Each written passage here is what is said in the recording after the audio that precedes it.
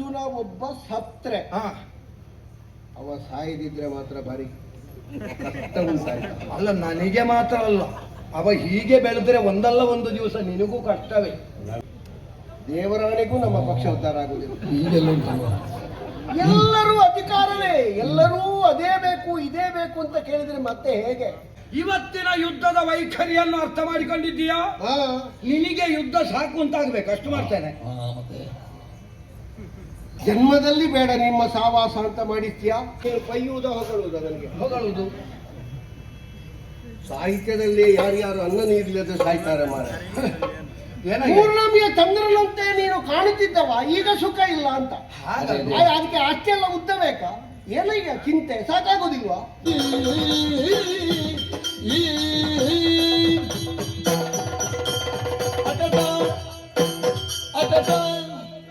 ನೀವು ಸ್ವಲ್ಪ ಹುಣಸೆ ಹಣ್ಣಿನ ಬೀಜ ತಕ್ಕೊಳ್ಳಿ.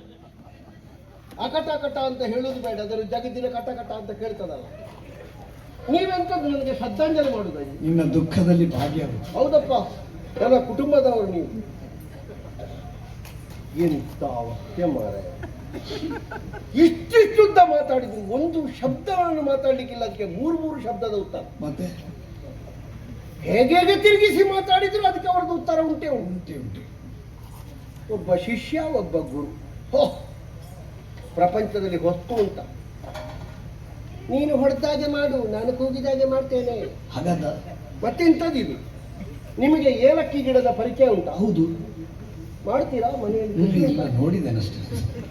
ಈ ಏಲಕ್ಕಿ ಗಿಡದ ಬುಡದಲ್ಲಿ ಸರ್ಪ ಮಲಗಿದ್ರೆ ಹೆಡೆ ಬಿಚ್ಚುವುದೇ ಇಲ್ಲ, ಅಲ್ಲಿಗೆ ಮಲ್ಕೊಳ್ಳುದು. ಯಾಕಂದ್ರೆ ಆ ಏಲಕ್ಕಿಯ ಪರಿಮಳಕ್ಕೆ ಅಲ್ಲಿಗೆ ಅಮಲಾಗುವುದು, ಮತ್ತೆ ಬೇರೆ ತಕೊಳ್ಬೇಕು ಅಂತ ಇಲ್ಲ. ಈ ವಿಷಯ ಇಲ್ಲಿ ಯಾಕೆ? ಏಲಕ್ಕಿ ಗಿಡ ಎನ್ನುವ ಅರ್ಜುನನ ಅಡಿಯಲ್ಲಿ ಗುರು ಎನ್ನುವ ದ್ರೋಣ ಸರ್ಪದ ಹಾಗೆ ಮಲಗುವುದೇ, ಹೆಡೆ ಬಿಚ್ಚುವುದೇ ಇಲ್ಲ. ಇಲ್ಲದೇ ಇದ್ರೆ ಒಂದು ಐಶಿಕಾಸ್ತ್ರ ಲೆಕ್ಕವಾದು ಒಂದು ಒಪ್ಪಂದ ಅಂತ ಎದುರೆದುರು ಆಗುವುದು. ಅಲ್ಲಿಂದ ಅಲ್ಲಿಗೆ ನೀನು ಹಾಗೆ ಮಾಡು, ನಾನು ಹೀಗೆ ಮಾಡ್ತೇನೆ ಅಂತ ಮುಗಿಸುವುದು. ಶಿಷ್ಯದವರ ಕಣ್ಣಿಗೆ ಮಣ್ಣು ಹಾಕಿ.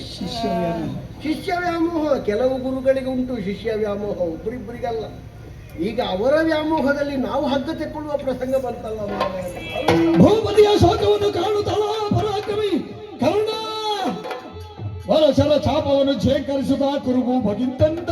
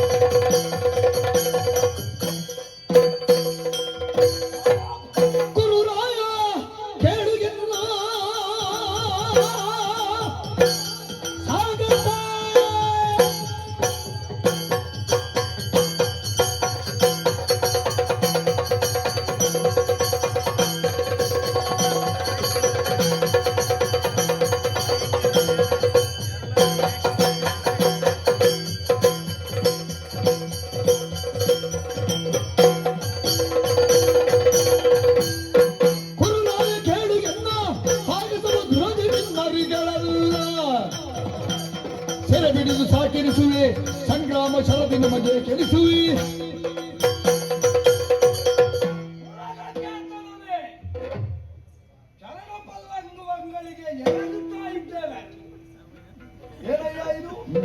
ಕಾಣುದಿಲ್ವ ನಿನಗೆ ಏನುಂಟ? ಪೌರ್ಣಮಿಯ ಚಂದ್ರನಂತೆ ಕಲಾಪೂರ್ಣವಾದ ನಿನ್ನ ಮುಖ ರಾಹುಗ್ರಸ್ತ ಚಂದ್ರನಂತಾಗಿದೆ. ನೀನು ಬೈಯುವುದ ಹೊಗಳುವುದ? ನನಗೆ ಹೊಗಳುವುದು. ಸಾಹಿತ್ಯದಲ್ಲಿ ಯಾರ್ಯಾರು ಅನ್ನ ನೀರಿಲ್ಲದೆ ಸಾಯ್ತಾರೆ ಮಾರ. ಏನಾಗಿದೆ? ಪೂರ್ಣಮಿಯ ಚಂದ್ರನಂತೆ ನೀನು ಕಾಣುತ್ತಿದ್ದವ ಈಗ ಸುಖ ಇಲ್ಲ ಅಂತ. ಅದಕ್ಕೆ ಅಷ್ಟೆಲ್ಲ ಉದ್ದ ಬೇಕಾ? ಏನಯ್ಯ ಚಿಂತೆ, ಸಾಕಾಗೋದಿಲ್ವಾ? ಸಾಹಿತ್ಯ ಹೇಳಿ ನನ್ನನ್ನು ಕೊಲ್ಲುವುದು ಹಾಗಲ್ಲ, ಕರ್ಣ ಮಾತಾಡುದು ಅಂತ ಗೊತ್ತಾಗ್ಬೇಕೋ ಬೇಡ? ಅವನು ನಿನ್ನ ದುಃಖದಲ್ಲಿ ಭಾಗಿಯಾಗು. ಹೌದೌದು. ನಿನ್ನ ದುಃಖದಲ್ಲಿ ಭಾಗಿಯಾಗುವುದಕ್ಕೆ ನಾನಿದ್ದೇನೆ. ಎಲ್ಲ ತಯಾರಾಗಿದ್ದಾರೆ ದುಃಖದಲ್ಲಿ ಭಾಗಿಯಾಗಲಿಕ್ಕೆ. ಅಯ್ಯ, ಬಿಡದಿಯನ್ನು ಸೇರಿದಂತಹ ನೀನು ಮರಗುತ್ತಾ ಇದ್ದಿ, ಹೌದು. ಕೊರಗುತ್ತಾ ಇದ್ದಿ, ಹೌದು. ಹೊರಗುತ್ತಾ ಇದ್ದಿ, ಸೊರಗುತ್ತಾ ಇದ್ದಿ. ಯಾಕೆ ಗೊತ್ತುಂಟ? ಯಾಕೆ? ಜಾಗ ನಂದಲ್ವ, ಬಾಕಿದವರು ಬೇಲಿ ಹಾಕುವಾಗ ನನಗೆ ಮಂಡ್ಯ ವಿಷಯ ಆಗದೆ ಇರ್ತದ. ಏನಾಯ್ತು? ನಿಮಗೇನು ಕಾಲ ಮೇಲೆ ಕಾಲ ಹಾಕಿ ಕೂತ್ಕೊಂಡ್ರೆ ಆಯ್ತು. ನೀನು ನಂದಲ್ವ. ನೀನು ತಲೆ ಬಿಸಿ ಯಾಕೆ ಮಾಡ್ತಿ? ತಲೆ ಉಂಟಲ್ಲ, ತಲೆ ಬಿಸಿ ಮಾಡಬೇಡ. ಮತ್ತೆ ಇವತ್ತಿನ ಯುದ್ಧದ ವೈಖರಿಯನ್ನು ಅರ್ಥ ಮಾಡಿಕೊಂಡಿದ್ದೀಯಾ? ಹಾ, ನಿನಗೆ ಯುದ್ಧ ಸಾಕು ಅಂತಾಗ್ಬೇಕು, ಅಷ್ಟು ಮಾಡ್ತೇನೆ. ಮತ್ತೆ ಜನ್ಮದಲ್ಲಿ ಬೇಡ ನಿಮ್ಮ ಸಾವಾಸ ಅಂತ ಮಾಡಿಸ್ತೀಯಾ? ಹಾಗಲ್ವ? ಈ ಕೆಲವರೆಲ್ಲ ಹೇಳ್ತಾರೆ ನಿಮಗೆ ಸಾಕು ಅಂತ ಮಾಡಿಸ್ತೇನೆ. ಹಾಗಲ್ಲ. ಅಂದ್ರೆ ಅವನಿಗೆ ತೃಪ್ತಿಯಾಗುವ ಹಾಗೆ ಬಡಿಸ್ತೇವೆ ಅಂತಲ್ಲ. ಪ್ರಾರಂಭದಲ್ಲಿ ಅವನಿಗೆ ಬೇಡಗಟ್ಟೆ ಬಡಿಸಿದ್ರೆ ಸಾಕು ಮಾರಾಯಣೆ ನಿಮ್ಮ ಸಾವಾಸ ಅಂತ ಹೇಳ್ತಾರಲ್ಲ. ನಾನು ಹಾಗೆ ಹೇಳಿದ್ದಲ್ಲ. ಮತ್ತೆ ಹೇಗೆ? ಇನ್ನು ಮುಂದೆ ಭವಿತವ್ಯದಲ್ಲಿ ಹೇ. ನಿನಗೆ ಯುದ್ಧ ಮಾಡುವ ಪರಿಸ್ಥಿತಿಯೇ ಪ್ರಸಂಗವೇ ಬರ್ಲಿಕ್ಕಿಲ್ಲ. ಎದುರಾಳಿಗಳೇ ಇಲ್ಲ ಆ. ಎನ್ನುವಷ್ಟರ ಮಟ್ಟಿಗೆ ಹೋರಾಟವನ್ನು ನೀನು ನಡೆಸುತ್ತೇ ಹೌದಾದ್ರೆ ನಾನು ಮಾಡ್ತಾನೆ. ನಿನ್ನಲ್ಲಿ ಏನುಂಟು? ಕಿಂಡ ದೇವೇಂದ್ರ ಎನಗೆ ಒಲಿದಿತ್ತ ಒಂದು ಶಕ್ತಿಯ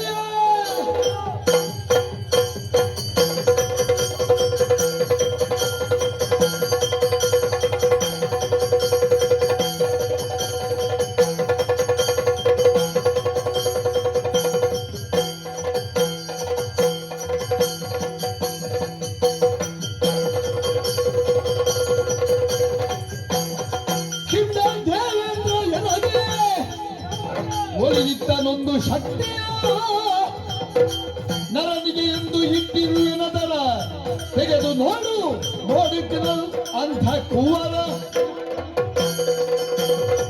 ಸಾರ್ವಭೌಮಕ್ಕ, ಸ್ವಲ್ಪ ಹಿಂದೆ ಹೋಗು. ಎಲ್ಲಿಗೆ? ಮತ್ತೆ ಹಿಂದೆ ಹೋಗಂದೆ. ನಿನ್ನ ಚಿತ್ತದ ಆಲೋಚನೆಯನ್ನು ಹಿಂದಕ್ಕೆ ತಗೊಂಡು ಹೋಗು. ಮುಂದೆ ಬರಬೇಕಾ? ಮುಂದೆ ಬಾ. ಎಷ್ಟು ಹಿಂದೆ ಸಾಧಾರಣ? ನನ್ನದು ದೇವೇಂದ್ರನದ್ದು ಪ್ರಕರಣಕ್ಕೆ ಬಾ. ಇದು ಈ ಸುಮಾರು- ಹಿಂದೆ? ಸುಮಾರು ಪುಟ ಹಿಂದೆ ಹೋಗ್ಬೇಕಷ್ಟೇ. ಮತ್ತೆ ನನ್ನ ದಾನ ಬುದ್ಧಿಯನ್ನು ಪರೀಕ್ಷಿಸುವುದಕ್ಕೆ ಆ. ಬಂದಂತಹ ಸುರಪಾಲ ಆ. ಮೆಚ್ಚಿ ಹ್ಮ್. ನನಗೊಂದು ಶರವನ್ನು ಇಟ್ಟಿದ್ದಾನೆ. ನೀನು ವೈಕರ್ತನೋ ಹೌದು. ಎನ್ನುವ ಹೆಸರಿಗೆ ಪಾತ್ರನಾದವ. ಹಾ, ಯಾರೇ ಕೇಳಲಿ ಹಾ, ಸೂರ್ಯಾರ್ಘ್ಯವನ್ನು ಕೊಡುವ ಹೊತ್ತಿನಲ್ಲಿ ಹಾ. ಕೇಳಿದವರಿಗೆ ಇಲ್ಲ ಎನ್ನುವ ನಿನ್ನ ಭಾಷೆಯನ್ನು ಹಾ. ಚೆನ್ನಾಗಿ ಅರ್ಥ ಮಾಡಿದಂತಹ ಇಂದ್ರ ಹಾ. ಬ್ರಾಹ್ಮಣ ವೇಷದಲ್ಲಿ ಬಂದು ನಿನ್ನಲ್ಲಿ ಕೇಳಿದ. ಹೌದು. ಕವಚವನ್ನು ಕೊಡು. ಹಾ. ನೀನಾಗ ಕತ್ತರಿಸಿ ಕೊಡುವಾಗ ಹಾ. ನೀನು ಕೇಳಿದ್ದರಿಂದ ನಿನಗೊಂದು ಬಾಣ ಸಿಕ್ಕಿದೆ. ಹೌದಾ? ಈ ಪ್ರಸಂಗ ಬಹಳ ಹಿಂದೆ ನನಗೆ ನೆನಪಿದ್ದದ್ದು. ಹೌದಲ್ಲ? ಇತ್ತೀಚೆಗೆ ಮರ್ತೇ ಹೋಗಿದೆ. ಆ, ಇದನ್ನು ನನ್ನ ಮೂಳಿಗೆಯಲ್ಲಿ ಇರಿಸಿಕೊಂಡಿದ್ದೆ. ಯಾಕೆ ಬೇಕಾಗಿ? ಯಾಕೆ? ಒಂದಲ್ಲ ಒಂದು ದಿವಸ ಹಾ. ಪಾರ್ಥ ಪ್ರತಿಸ್ಪರ್ಧಿಯಾಗಿ ಸಿಕ್ಕಿದಾಗ ಹಾ. ಪ್ರಯೋಗಿಸಬೇಕು ಎನ್ನುವ ಹಾಗೆ. ಹೇ ದೇವರೇ, ಹಾ. ಎಷ್ಟು ಸಂದರ್ಭ ಇತ್ತು ಮಹಾರಾಯ. ಆದ್ರೆ ಅದು ಕಾಡಾಕಾಡಿಯಾದ ಹೊಯ್ದಾಟ ಅಂತ ಆಗುವುದಿಲ್ಲ. ಒಂದು ಈಗ ಅಜ್ಜ ಹಾ, ವ್ಯವಸ್ಥೆಯಲ್ಲಿರುವಾಗ ಹಾ, ಇಲ್ಲ ಅವರ ಸೇನಾಧಿಪತ್ಯದಲ್ಲಿ ನನ್ನ ಯುದ್ಧವೇ ಇಲ್ಲ ಹಾ. ಅಂತ ಬಿಲ್ಬಣ ಬಿಸಾಡಿ ನೀನು ಹೋಗಿ ಬಿಡಾರದಲ್ಲಿ ಮಲಗಿದೆ. ಹೌದು. ನಾನೇನಾದ್ರೂ ನಿರ್ಬಂಧ ಮಾಡಿದನೋ? ಅಲ್ಲ, ನೀನು ಒಗ್ಗರಣೆಲ್ಲ ಕೊಟ್ಟಿದ್ದೆ ಅವರು ಮಾತಾಡುವಾಗ, ಅದು ಬೇರೆ ಪ್ರಶ್ನೆ. ಅಂದ್ರೆ ನೀನು ನಾನು ಮಾತಾಡಿದ್ದರಿಂದ ಒಂದು ಲೆಕ್ಕ ಸಿಕ್ಕಿದ್ದು. ಹೌದು. ನೀನು ಬೇಡ ಅಂತ ಹೇಳುವಾಗ ಆಗುವುದಿಲ್ಲ ಅಂತ ಹೇಳಿದ್ದೇನೋ? ಅಲ್ಲ, ಅದು ಹೇಳಿಲ್ಲ. ಈಗ 11ನೇ ದಿವಸ, 12ನೇ ದಿವಸ, 13ನೇ ದಿವಸ, 14ನೇ ದಿವಸ, ಹಾ, ಇವತ್ತು ಸಂಜೆ ಆಗ್ತಾ ಬಂತು. ಹೌದು. ಹೌದು, ಸಂಜೆ ಅಲ್ಲ, ಹಾ. ಈಗ ರಾತ್ರಿಯೇ ಆಗಿದೆ. ಆಗಿದೆ. ಮುಸ್ಸಂಜೆ ಹೊತ್ತಿನ ನನ್ನ ಭಾವ ಸತ್ತಿದ್ದಾನೆ. ಹೌದು. ಇಷ್ಟು ಈ 4 ದಿವಸ ಹೋರಾಟ ಮಾಡಿದ್ರು ಹಾ. ನಿನಗೊಂದು ಅರ್ಜುನ ಎದುರಾಗ್ಲಿಲ್ವಾ? ಅದೊಂದು ಬಿಡೋದಪ್ಪ ತೆಗೆದು. ಹೌದು. ಈಗ ನಾವು ದುಡ್ದದ್ದು ನಾವು ಗೊತ್ತಾಗಬೇಕಾ ಬೇಡವಾ? ಏನು ಗೊತ್ತಾಗದೆ? ಸೇನಾಧಿಪತಿಯಾಗಿ ಇರುವುದು ಯಾರು? ಗುರುಗಳು. ಹೌದಾ? ಹಾ. ನಾವು ದುಡಿಯುವುದು ಅವರಿಗೆ ಹೆಸರು ಅಂತಾದ್ರೆ ನಾವು ಯಾಕೆ ದುಡಿಯುವುದು?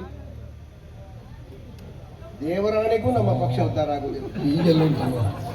ಎಲ್ಲರೂ ಅಧಿಕಾರವೇ, ಎಲ್ಲರೂ ಅದೇ ಬೇಕು ಇದೇ ಬೇಕು ಅಂತ ಕೇಳಿದ್ರೆ ಮತ್ತೆ ಹೇಗೆ?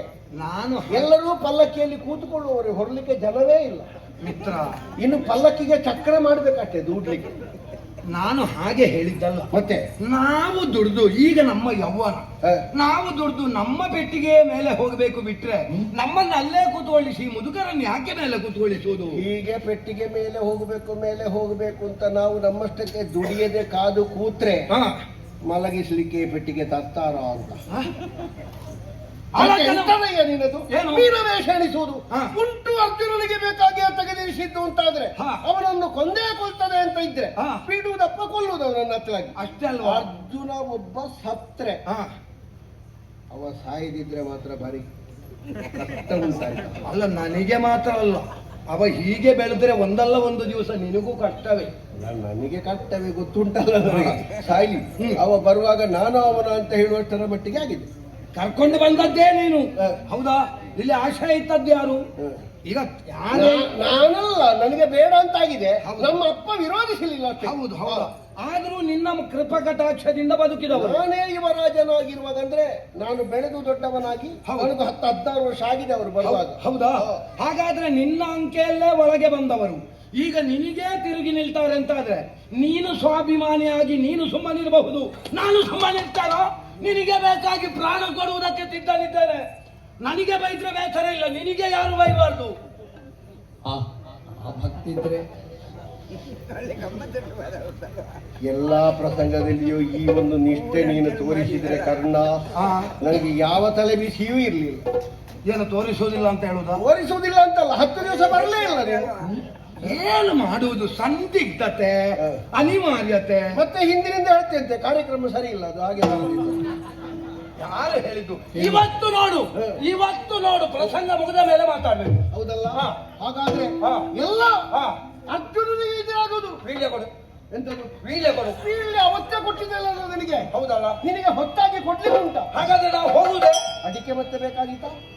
ಅದು ಮತ್ತೆ ಬಂದು ಮತ್ತೆ ನೋಡು.